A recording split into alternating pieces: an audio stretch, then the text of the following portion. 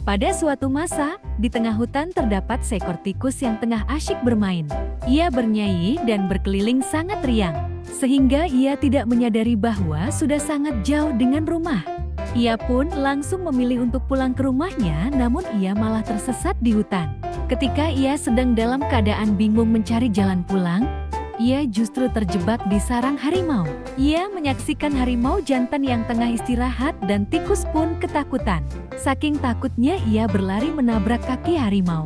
Akhirnya harimau terbangun dan marah karena terganggu. Dan akhirnya menangkap tikus dengan kukunya yang tajam. Ia pun berusaha melepaskan diri dan memohon kepada harimau untuk melepaskannya. Namun sang harimau tetap saja tidak mau melepaskan tikus tersebut dan berkata bahwa dia sangat marah karena mengganggunya. Tidak jauh dari tempat tersebut terdapat seekor kancil yang tengah minum air di tepi sungai. Ia terkejut melihat kejadian itu dan basa-basi kepada harimau. Namun harimau justru malah ingin memakan kancil. Kenapa aku harus takut kepadamu sementara aku adalah raja hutan di sini? Jika kamu tidak percaya, tanyakan langsung pada penasehatku. Dia adalah orang yang saat ini ada di dalam cengkramanmu. Dia adalah penasehat yang amat disegani di hutan ini. Jika terjadi apa-apa dengan penasehatku, kamu tidak aku maafkan. Harimau pun terpengaruh oleh ucapan si kancil. Harimau kemudian bertanya kepada tikus apakah itu benar, dan tikus pun sadar bahwa kancil berbohong untuk menolongnya. Iya benar, kancil adalah raja hutan ini dan aku menjadi penasehat dia.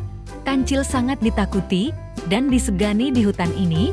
Bila tidak percaya tanyakan pada seluruh hewan di hutan ini.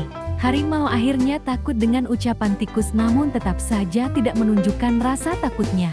Akhirnya kancil pun kebingungan bagaimana cara untuk membuktikan kekuatannya kepada harimau. Ia pun berkata bahwa ia baru saja mengalahkan harimau sebesar harimau tersebut. Dan itu membuat harimau semakin takut. Ia pun meminta kancil untuk membuktikan perkataannya bahwa kepala harimau yang dia habisi masih ada di pinggiran sungai. Akhirnya, kancil membawa harimau ke sumur yang gelap dan dalam. Ia pun diminta untuk melihat kepala harimau di dalam sumur.